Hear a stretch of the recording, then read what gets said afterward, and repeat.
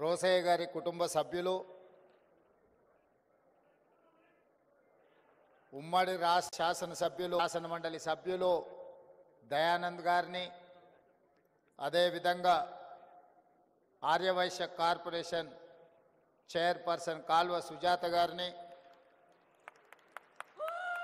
చాలామంది ప్రముఖులు, ముఖ్యంగా ఉమ్మడి రాష్ట్రంలో మాతో పాటు శాసనసభ్యులుగా పనిచేసిన మిత్రులు, జగ్గయ్యపేట శాసనసభ్యులు తాతయ్య గారు, రాంబాబు గారు, శ్రీనివాస్ గారు, అదేవిధంగా గణేష్ మాజీ శాసనసభ్యులు నిజామాబాద్ గారు, చాలామంది మిత్రులు, చాలా సంవత్సరాలైంది వాళ్ళందరినీ కలవక. ఇతర రాజకీయ కార్యక్రమాలలో ఉంటూ రకరకాల నేపథ్యంలో మిత్రులందరినీ కలవక చాలా సంవత్సరాలైంది. ఈరోజు ఈ వేదిక మీద రోసయ్య గారి వర్ధంతి సందర్భంగా మా సహచర ప్రజాప్రతినిధులను, ఆర్యవైశ్య సభ్యులను, కుటుంబ సభ్యులందరినీ కలుసుకోవడం చాలా ఆనందదాయకం. ఈ సందర్భంగా మిమ్మల్ని అందరినీ కలవడం ద్వారా గతంలో రోసయ్య గారితో మాకున్న అనుబంధం, శాసన మండలిలో, శాసనసభలో వారితో పోటీ పడి ప్రసంగించాలన్న ఆలోచన, స్ఫూర్తిని వారు మాకు ఇవ్వడం జరిగింది. ఈరోజు ఒక మాట ఈ వేదిక మీద నుంచి నేను అధికారికంగా చెప్పదలుచుకున్నాను. తెలంగాణ రాష్ట్ర విభజన సందర్భంగా 16,000 కోట్ల రూపాయల మిగులు బడ్జెట్తో తెలంగాణ రాష్ట్రం ఏర్పడ్డది అని అంటే 16 సార్లు రోసయ్య గారు ఆర్థిక మంత్రిగా ఉమ్మడి రాష్ట్రంలో ఒక నిబద్ధతను,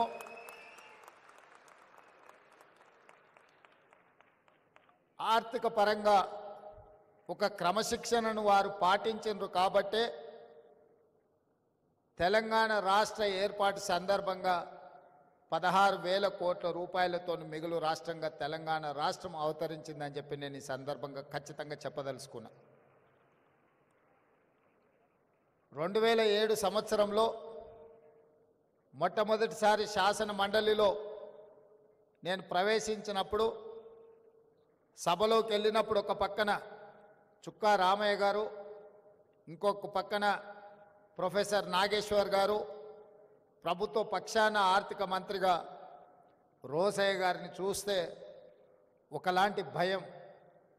ఏం మాట్లాడితే ఏం తప్పు పడతారో, మనం మాట్లాడే మాటల్లో ఏ తప్పు మాట్లాడినా, సమాచార లోపమున్నా వాళ్ళ ముందు మనం తేలిపోతామేమో అని ఒకలాంటి భయం ఉండేది.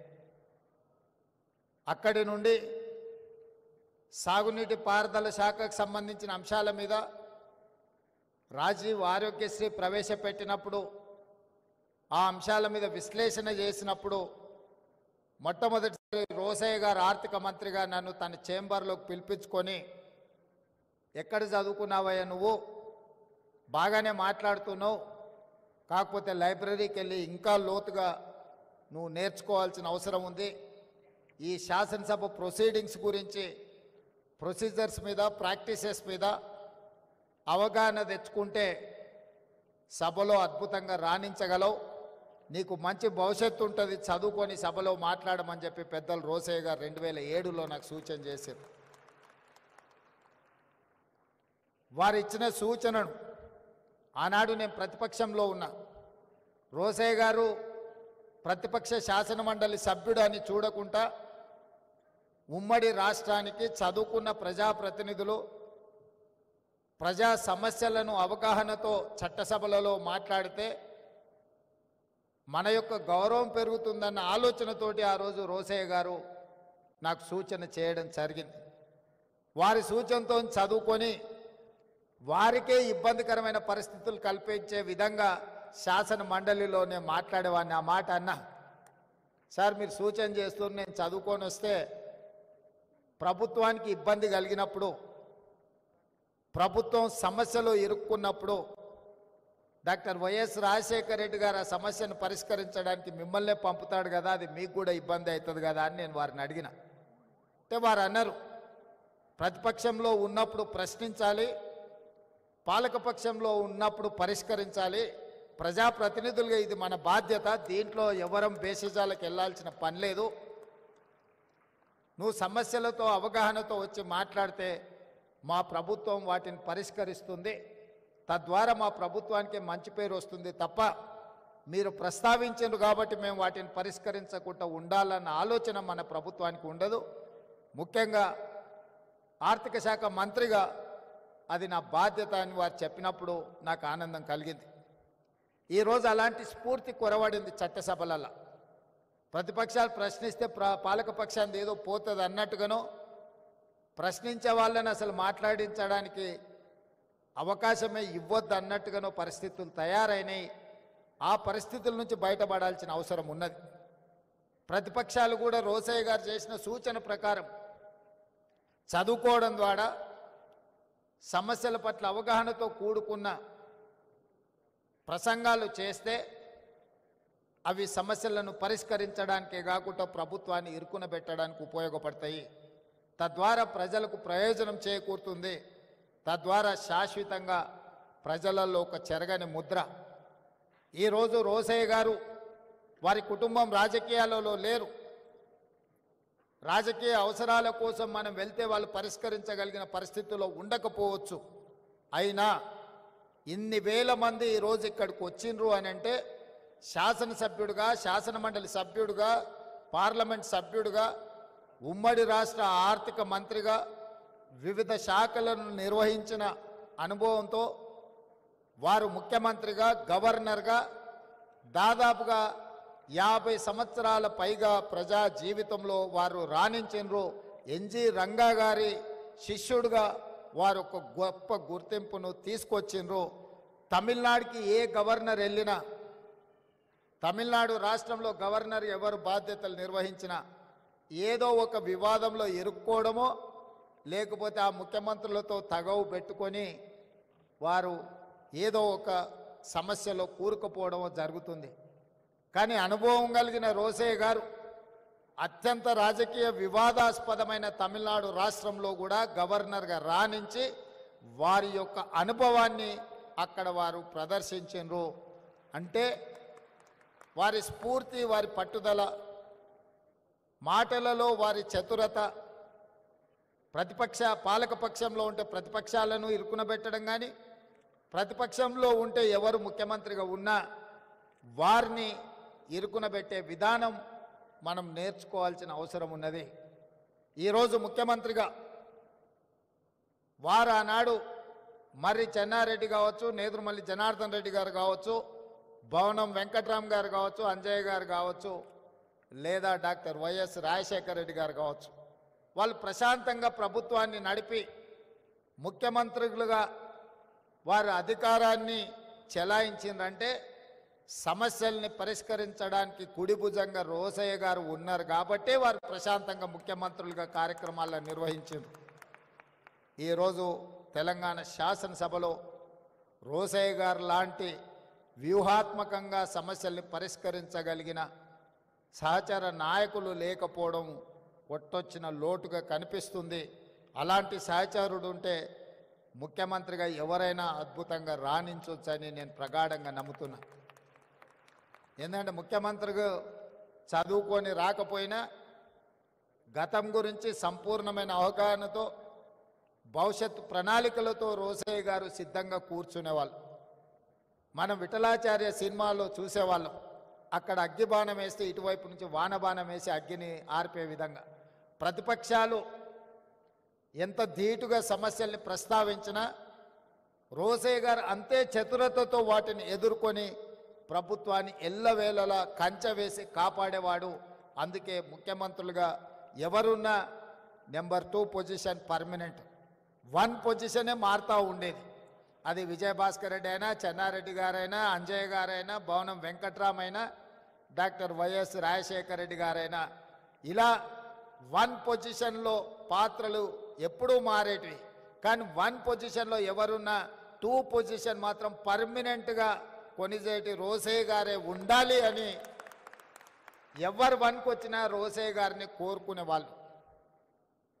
పెద్ద ఆయన ఏ రోజు కూడా 2కి వచ్చిన కాబట్టి 1లో ఉన్న వాళ్ళని జరిపి కూర్చోవాలని వారు ఎప్పుడు తాపత్రయపడలే, తొందరపడలే.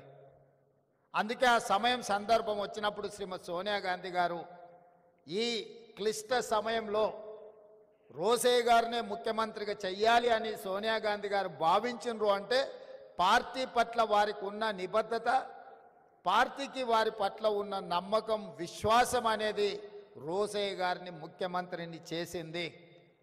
నేను ఈ వేదిక మీద నుంచి ఇంకొక అంశం కూడా ప్రస్తావించదలుచుకున్నా. వారి యొక్క నిబద్ధత, వారి యొక్క క్రమశిక్షణ, వారికి అన్ని హోదాలను ఇంటికి తెచ్చిపెట్టింది. ఏ రోజు కూడా నాకు తెలిసినంత వరకు రోసయ్య గారు నాకు ఈ పదవి కావాలి అని అధిష్టానాన్ని అడిగిన సందర్భం లేదు.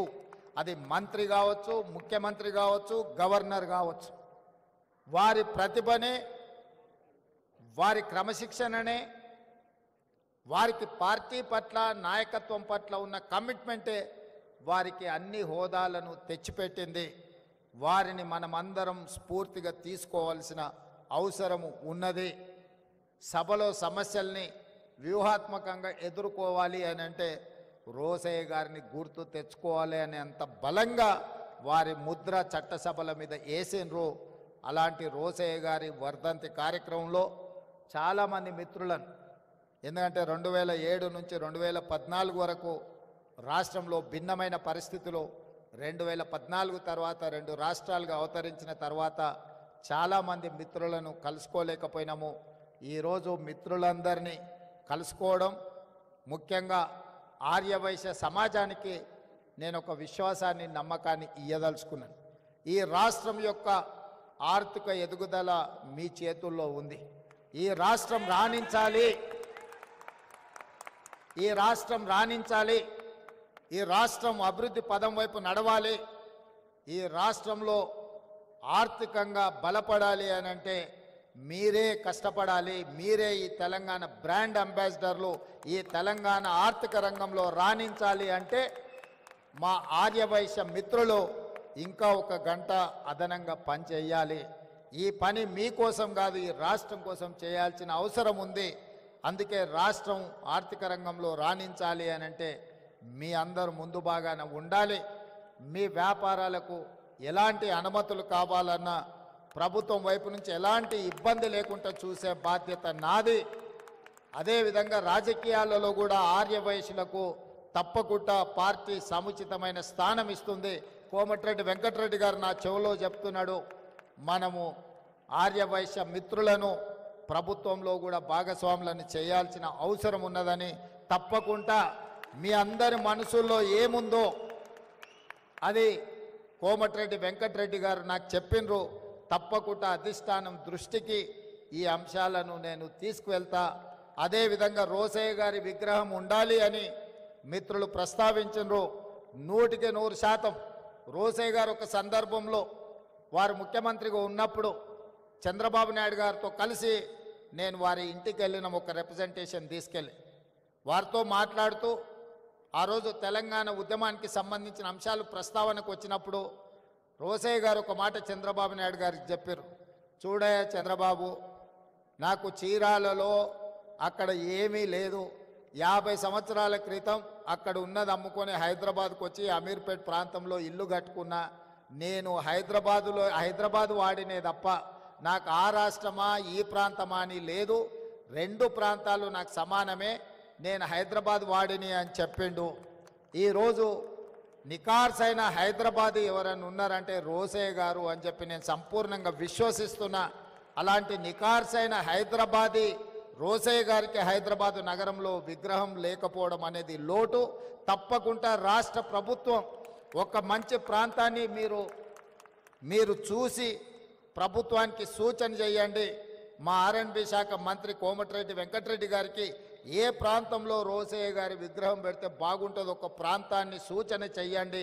తప్పకుండా రోసయ్య గారి రాబోయే 4వ వర్ధంతి లోపులోనే రోసయ్య గారి విగ్రహాన్ని మనం పెట్టుకుందాము.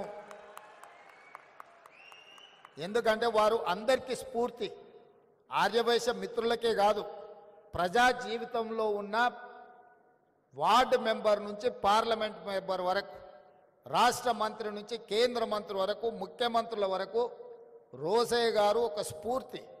అలాంటి వ్యక్తుల విగ్రహాలు ఉండడం ద్వారా ఈ సమాజానికి ఒక మంచి సందేశాన్ని ఇచ్చిన వాళ్ళం అవుతాము.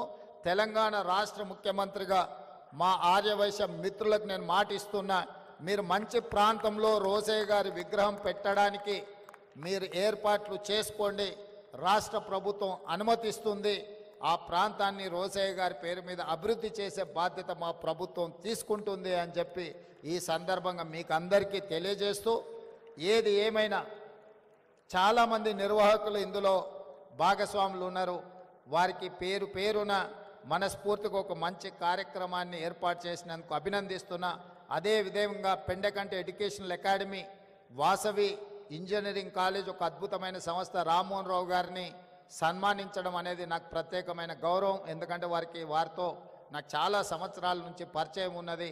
వారు ఎంత నిబద్ధతతోని వాసవి ఇంజనీరింగ్ కాలేజ్ నిర్వహించినరో నాకు తెలుసు.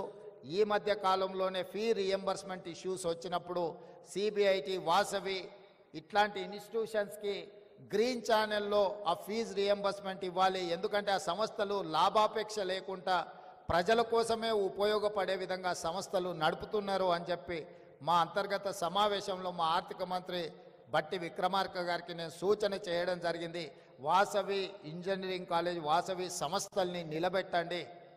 నాకు పూర్తి సమాచారం లేదు, నాకున్న కొంతమేర సమాచారానికి ఆర్థికపరమైన ఇబ్బందులు ఉన్నాయని నా దృష్టికి వచ్చింది. ప్రభుత్వం వైపు నుంచి ఏమైనా బకాయిలు ఉంటే తక్షణమే ఆ సంస్థకు విడుదల చేయించే బాధ్యత కూడా నేను తీసుకుంటా. ఎందుకంటే ఎంతోమంది ఇంజనీర్స్ని ఈరోజు ఎక్కడంటే అక్కడ ఇంజనీరింగ్ కాలేజీలు వచ్చినాయి, కానీ ఆ రోజుల్లో ఒక గొప్ప ఇంజనీర్లను తయారు చేసి సమాజానికి ఇచ్చిన ఒక గొప్ప సంస్థ వాసవి అకాడమీ, ఎడ్యుకేషనల్ అకాడమీ. తప్పకుండా వాసవి ఎడ్యుకేషనల్ అకాడమీని తప్పకుండా పునరుద్ధరించడానికి అవసరమైన సహకారాన్ని అందించడానికి కూడా రాష్ట్ర ప్రభుత్వం సిద్ధంగా ఉన్నది. అదేవిధంగా రాజమౌళి గారు నాకు తెలిసి కుబేర టవర్స్ నారాయణగూడలో కట్టింది వారే. అప్పటి నుంచి వారు నాకు పరిచయం, వాళ్ళ కుమారులు కూడా నాకు తెలుసు. నేను ఆ కుబేర టవర్స్లో కొంతకాలం వ్యాపారం పరంగా అక్కడ రెంట్ కూడా నేనున్న, వారు గుర్తించిందో లేదో నాకు తెలియదు, కానీ వీళ్ళందరినీ కూడా సన్మానించడం, కలవడం ఈ సందర్భంగా సంతోషం. ఏదేమైనా ఇంత మంచి కార్యక్రమాన్ని ఏర్పాటు చేసి రోసయ్య గారిని స్మరించుకునే అవకాశం ఇచ్చినందుకు మరొక్కసారి నిర్వాహకులకు ధన్యవాదాలు తెలియజేస్తూ సెలవు తీసుకుంటున్న మిత్రులారా.